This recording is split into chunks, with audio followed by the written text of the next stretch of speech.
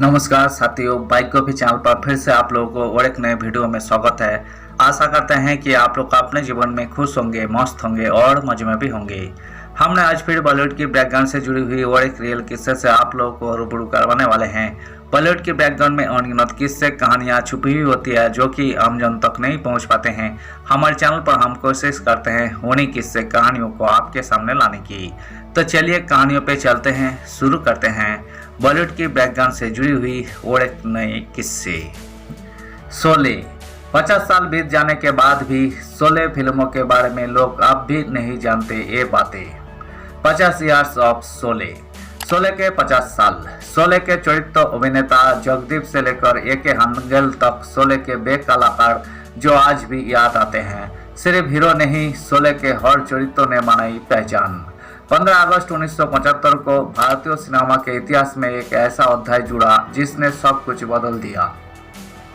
यदि आप मौसी, रहीम चाचा से लेकर संबा तक का अद्भुत किरदार निभाने वाले एक्ट्रेसेस के बारे में जानना चाहते हैं तो पढ़िए पूरी खबर। Sholay movie real story. Ramesh Sippy के निर्देशन और सलीम जावेद की बेमिसाल लेखन से सजी फिल्म शोले सिर्फ एक ब्लॉकबस्टर नहीं बनी बल्कि यही एक ऐसा सांस्कृतिक प्रतीक बन गई जिसके किरदारों ने दर्शकों के दिलों पर राज किया। यही कहना गलत नहीं होगा कि शोले की सफलता का श्रेय सिर्फ इसके नायक नायिकाओं को नहीं बल्कि फिल्मों के हर एक चरित्र अभिनेता को जाता है। कई बार कहा जाता है ये हीरो है तो फिल्म कमाल होगी, ये सुपरस्टार है, मगर आप कोई भी बड़ी या अच्छी फिल्म देख ले, चरित्र अभिनेता बिना हीरो अधूरा लगेगा। शोले जैसी फिल्मों की खासियत है कि इसमें हर चरित्र पर ध्यान दिया गया है। रमेश सिप्पी और सलीम जावेद ने एक एक चरित्र पर ध्यान दिया, जिसको जितना भी काम दिया उसे यादगार बना दिया। कोइयों को तो आज भी लोग इसलिए जानते हैं कि अरे ये तो शोले में था। जगदीप का रोल बाद में जोड़ा गया। जगदीप ने शुरुआत हीरो के रूप में की, फिर जितेंद्र के साथ साइड हीरो और कॉमेडी करने लगे। फिल्म बनने के बाद लगा कि इसमें कुछ मजेदार सीन डाले जाए तो उन्होंने सुरमा भोपाली के लिए जगदीप से संपर्क किया। जगदीप ने मना कर दिया। फिल्म बनने के बाद मेरा क्या काम, फिर निर्माता ने उन्हें फिल्म ब्रह्मचारी के रोल के पैसे भी नहीं दिए। आखिरकार छोटे से रोल के लिए उनकी पूरी फीस देने पर राजी हुए और उनका रोल ऐतिहासिक बन गया।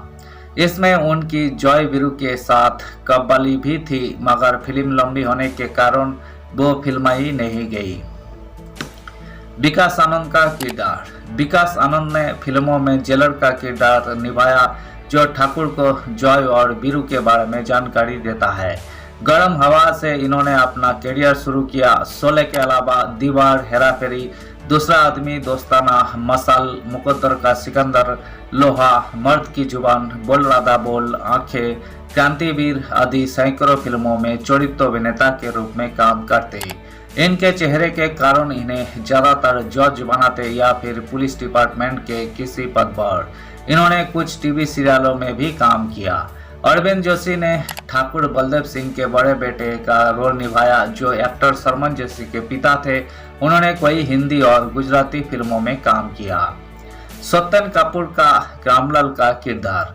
सत्यन कपूर ने रामलाल का किरदार निभाया जो ठाकुर के हाथ काटने पर उनका सभी काम देखते हैं।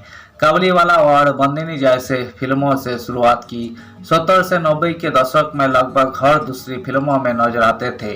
लगभग 400 फिल्में की जिनमें धर्मेंद्र, राजेश खन्ना, अमिताभ और मिठुन सभी कलाकारों के साथ काम किया। इफ्तिखार ने ठाकुर के मित्र इंस्पेक्टर खुराना और जया भादुरी के पिता का रोल निभाया। वर्ष 1937 में कज्जा की लड़की फिल्म से 1993 में काला कोट तक सैकड़ों फिल्मों में काम किया। उन्होंने भी ज्यादातर फिल्मों में पुलिस डिपार्टमेंट से संबंधित रोल निभाए। शोले में उनका रहीम चाचा का रोल ए.के. हंगेल का किरदार। ए.के. हंगेल ने स्वतंत्रता सेनानी के रूप में जिंदगी की शुरुआत की। आज़ादी के बाद थिएटर से जुड़े, इसके बाद तीसरी कसम से फिल्मी दुनिया में आए। यहाँ शोले के अलावा आईना, शौकीन, अंधी, अवतार, चितचोर, अर्जुन, सागर, लगान आदि फिल्मों में महत्वपूर्ण रोल निभाए। टीवी पर जुबान संभाल के, चंद्रकांता और उनका आखिरी सीरियल मधुबाला में छोटा सा रोल निभाया। शोले में उनका रहीम चाचा का रोल बहुत महत्वपूर्ण हो जाता है। जब गब्बर उनकी बेटे अहमद को मार देता है तो वे आते हुए कहते हैं, इतना सन्नाटा क्यों है भाई। तब बीरू उन्हें उनके बेटे की लाश के पास ले जाते हैं। वे लाश छूकर अहमद को पहचान कर रोते हैं। जब गांव वाले जज बीरू को गब्बर के हवाले करने के लिए कहते हैं कि हम इस मुसीबत का बोझ नहीं उठा सकते, तब चाचा कहते हैं, कौन ये बोझ नहीं उठा सकता। जानते हो दुनिया का सबसे बड़ा बोझ क्या होता है? बाप के कंधों पर बेटे का जनाजा। मैं बूढ़ा ये बोझ उठा सकता हूँ, तुम एक मुसीबत का बोझ नहीं उठा सकते। इज्जत की मौत जिल्लत की जिंदगी से कोई अच्छी है। उसके बाद नमाज के लिए जाते हुए कहते हैं, आज जाकर पूछूंगा उस खुदा से मुझे 2-4 बेटे और क्यों नहीं दिए इस गांव पर शहीद होने के लिए। आज तक के हिंदी सिनेमा में सबसे ज्यादा 9 आंखों से तालियां इस डायलॉग पर बजी थी और आज भी बज रही है। सांबा का किरदार जबरदस्त। मैकमोहन शूटिंग के लिए 25 बार मुंबई गए बेंगलुरु।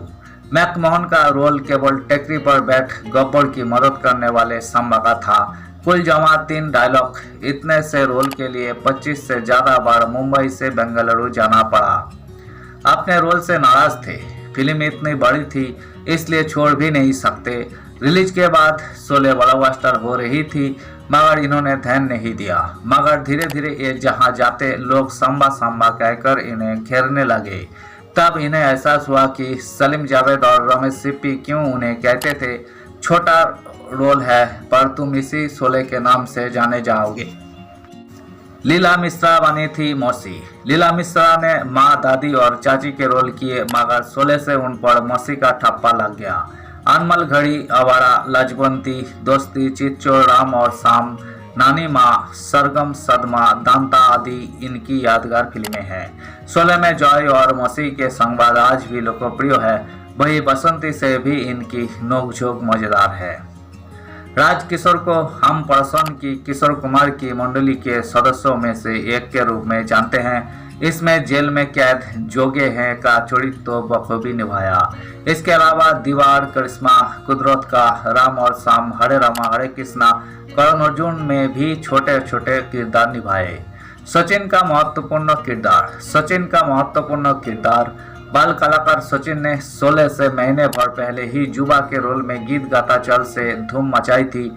इस फिल्मों में उनका छोटा मगर महत्वपूर्ण अहमद का किरदार था जिसे गब्बर मार देता है। इससे पहले उनकी पिता रहीम चाचा से नोकझोंक मजेदार है। सिप्पी फिल्म्स की ब्रह्मचारी में भी उन्होंने बाल कलाकार का रोल किया था। इसके बाद उन्होंने अभिनेता, निर्माता, निर्देशक, लेखक और एंकर के रूप में खूब काम किया। वे आज भी एक्टिव है। केस्टो मुखर्जी ने ज्यादातर फिल्मों में साराबी के रोल किए। इसमें भी हरिराम नाई का किरदार निभाया जो अंग्रेजों के जमाने के जेलर का मुंह लगा है। इनके संवाद से ज्यादा इनके एक्सप्रेशन से हंसी आती है। इनकी जुल्फे और मूछें भी मजेदार थी। धन्यवाद साथियों। इस वीडियो में हमने बॉलीवुड के आइकॉनिक मूवी शोले मूवी से जुड़ी हुई कुछ एक्टर्स एक्ट्रेसेस से जुड़ी हुई किस्से को आपके सामने रखने की कोशिश की है। उम्मीद है दोस्तों वीडियो आपको जरूर पसंद आई होगी। वीडियो पसंद आए तो लाइक कर दीजिएगा। चैनल पर नए आए हैं तो प्लीज एक सब्सक्राइब कर दीजिएगा। मिलते हैं नेक्स्ट वीडियो में। धन्यवाद।